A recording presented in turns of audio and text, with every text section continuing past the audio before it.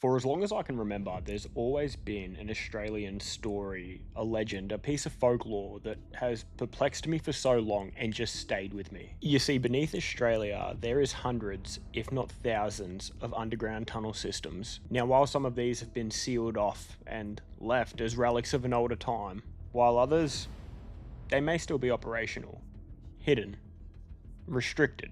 From entire railway stations now marked off limits, to stormwater tunnels and war bunkers sealed in time. This hidden part of Australia has found itself in some of the deepest conspiracy circles going around. And while to a lot of people this is nothing more than Australian folklore, the deeper you dive down this conspiracy theory, the darker it gets, and by the time this video is done, it's gonna leave you feeling scared. Scared and cold, because that's how I feel. Because on tonight's episode, with a tank full of caffeine, a hell of a lot of research, and an open mind, we actually get to the bottom of the Australian tunnel conspiracy and find out if it is just folklore or if there is some factual evidence behind it.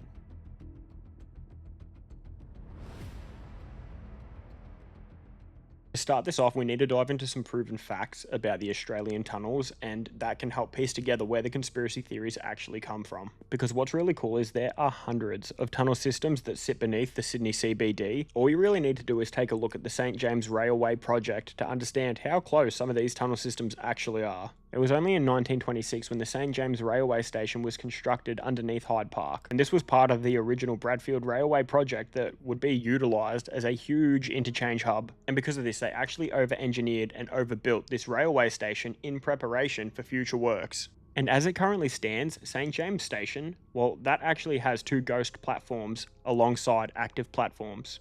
So why is there two inactive ghost platforms at St. James? Well, to keep it simple, the Great Depression hit. Funding ran dry. Entire sections of this train line were constructed and then they were just never used. Or so they say. But it's not just Sydney and it's not just St. James Railway Station that have tunnel networks everywhere. Let's travel to Hobart now. Tasmania is home to multiple convict-era tunnels beneath the surface. And they used to use these tunnels and they would move supplies and cargo and even prisoners through them without ever being noticed. These tunnels were literally used to transport prisoners and guards, and the guards could move throughout these tunnels and show up in places that they never were before without ever being seen.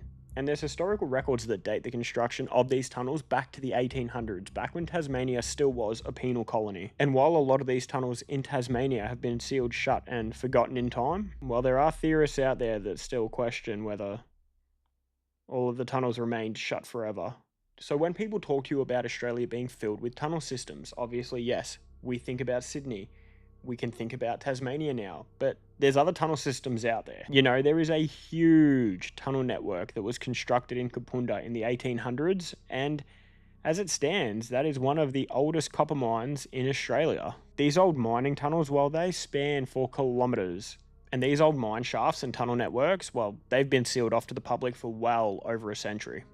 And there we have it, team. Some provided evidence that yes, there are tunnel networks that exist within Australia. Now it's time to get to work. For this investigation to work, we had to dig deep here because there is one story of tunnel systems, one story of connected networks beneath the ground that has fascinated me ever since I was a kid, and this is where things get interesting. And while you may have heard of these core claims before, you've never been this deep, trust me. Crown Casino is filled with underground tunnel networks. That is the claim, that Crown Casino has got a huge, sprawling network of underground tunnels, secret passageways in the complex, VIP and staff movement corridors to get extremely high-profile people in and out without having to pass through the public, stories of a hidden morgue beneath the casino, so the venue never has to stop gambling. So I sat back and thought to myself, if we're going to try to give this conspiracy theory legs, if we're going to enter the mind of the believer, we need to do this smart. We need to be analytical with this and go in research heavy. And this is just a quick warning for everybody. By the time we get to the end of this video, you're going to be feeling as empty as I am when the realization actually kicks in. Because the truth is, this is going to hit you a lot harder than you expected. So first thing is first, team, we need to try to find some physical plausibility here, right? If there were tunnel networks beneath Crown Casino, well, somebody built them. We got to check out the construction. Look, if you've never been to Crown Casino in Melbourne before, you have to understand it's not one building. Crown Casino is a huge complex. It is literally one of the key staples of South Bank in Melbourne. It is enormous. So the first thing I had to look at was, well, where could these tunnel systems be? How much room are we actually working with here? So the first port of call that I wanted to take was looking at the building and trying to find out, okay, well, there has to be entrances to these tunnels, right?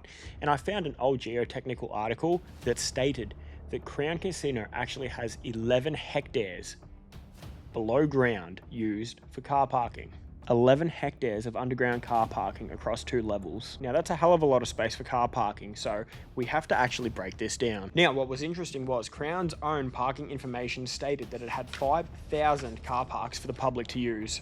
So we've currently got 5,000 car spaces for the public, but I actually found something else that's rather interesting. A structural source that I found actually stated that Crown had one car park with 3,000 car parking spaces in it and another car park with 3,500 spaces in it. So if the official website says that there's only 5,000 car parks for patrons to use, we have to assume then 1,500 car spaces for staff and for maintenance teams. It's not impossible. But I kept on thinking to myself, 11 hectares, that equals 110,000 square meters. That is still so much space.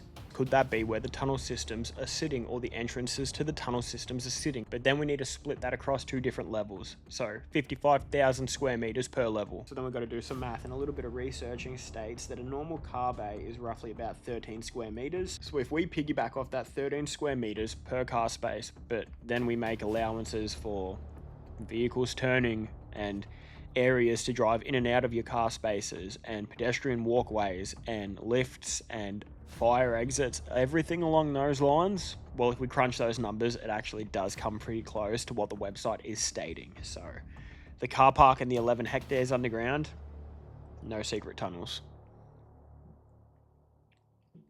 I really did think we were onto something there with the 11 hectares. It just stood out to me, but I still wanted to look at the design of Crown and the construction side of things. I still wasn't satisfied. So while the below ground car parks was a bit of a bust, I still sat back and I'm thinking to myself, all right, why don't we look at the blueprints? Surely the 1990 development plans are still out there for a complex this big, and if those plans are still out there, maybe we can spot something. Maybe we can spot something that other people hadn't spotted. Maybe the plans, maybe the blueprints show something, but lo and behold, we ran into another hurdle because the blueprints, they're nowhere to be found. But I had one final shot, one final idea here. Why don't we pull the as-builds from construction? Surely the as-builds are stored somewhere, and what's interesting is I actually found them. The as-builds, sitting there, restricted. The as-builds were restricted and all of the blueprints seem to be gone.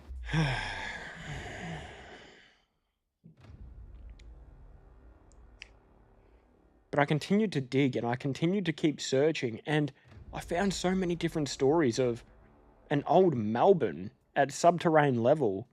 You see, there were so many areas of Melbourne that were just built on top of.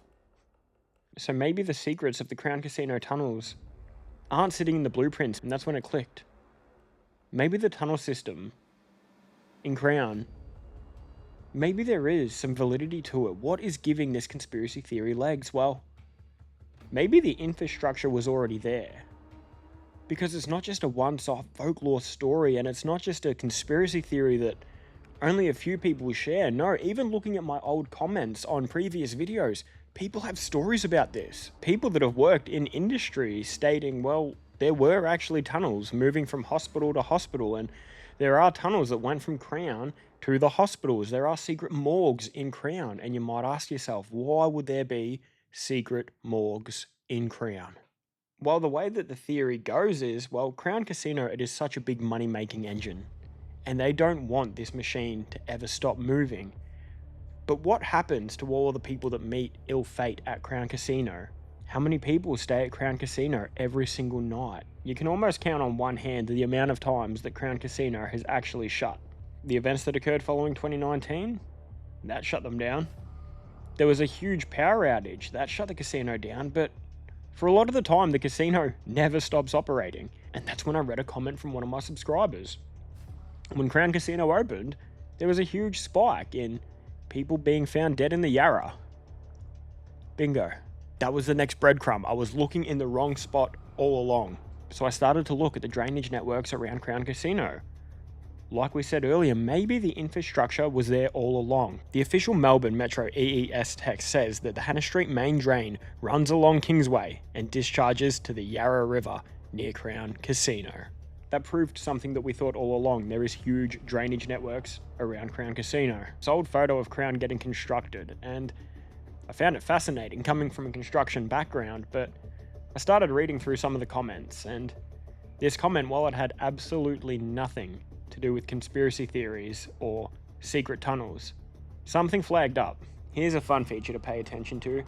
This picture shows them sealing up the drain that comes up next to Kingsway, in the location now occupied by the underground car park. There it was again, the underground car park. Were we possibly right?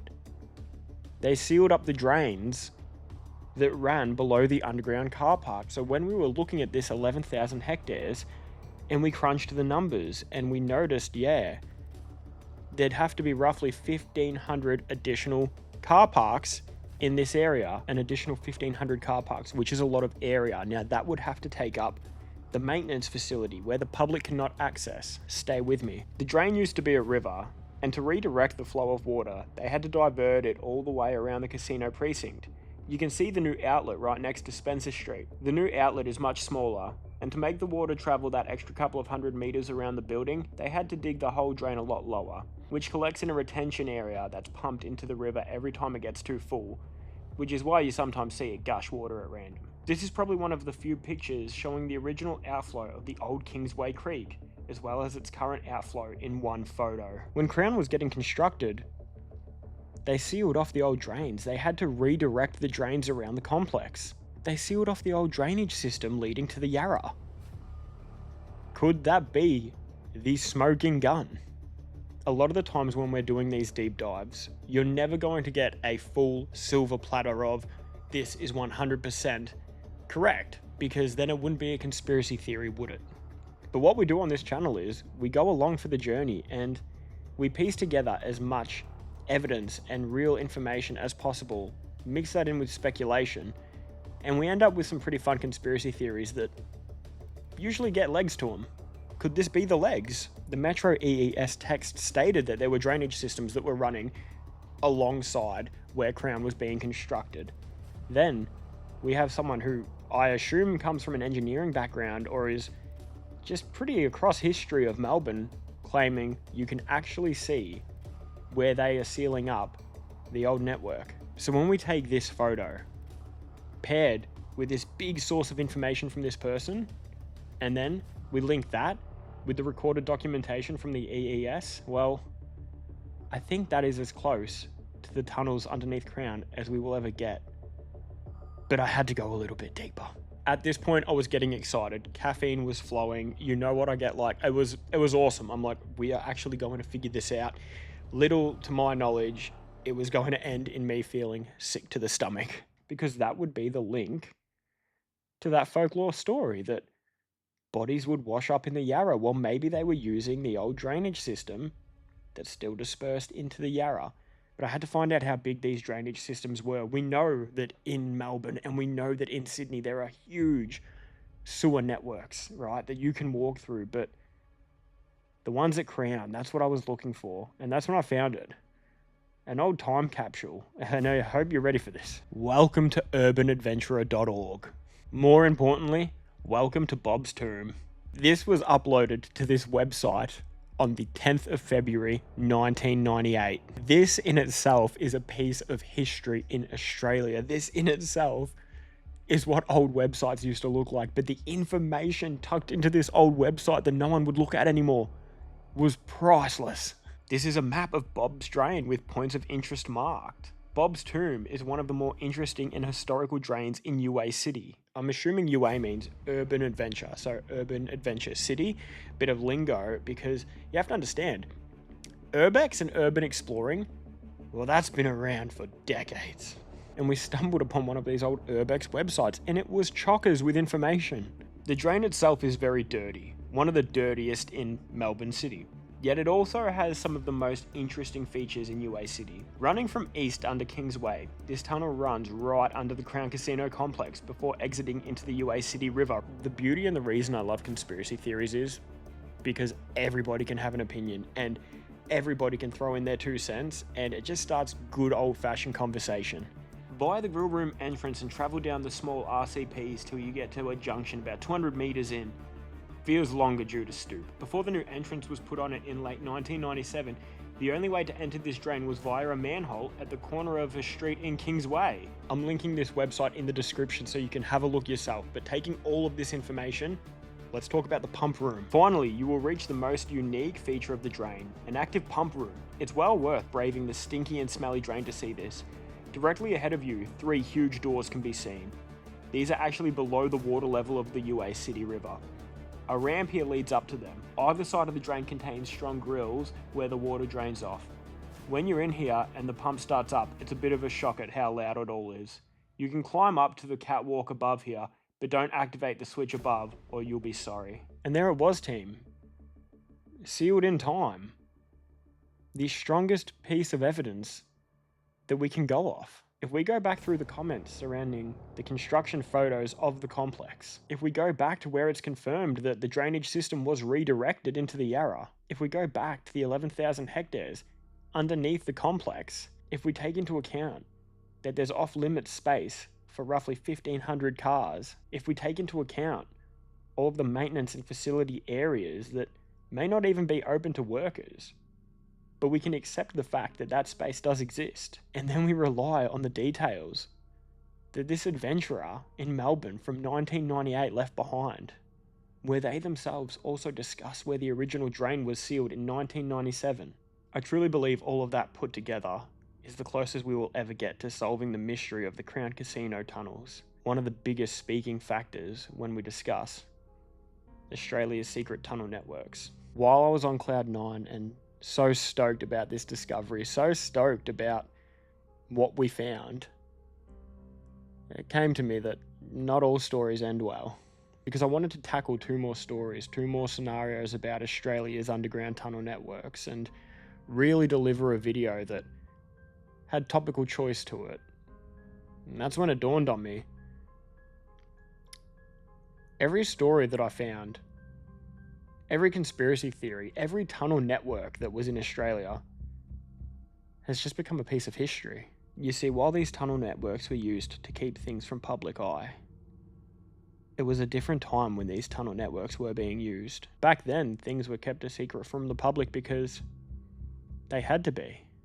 But why couldn't I find any relevant information or any recent stories surrounding these networks? Maybe it's because these days, in the year 2026, it doesn't require secret tunnels to keep the public quiet, to stop the public from knowing.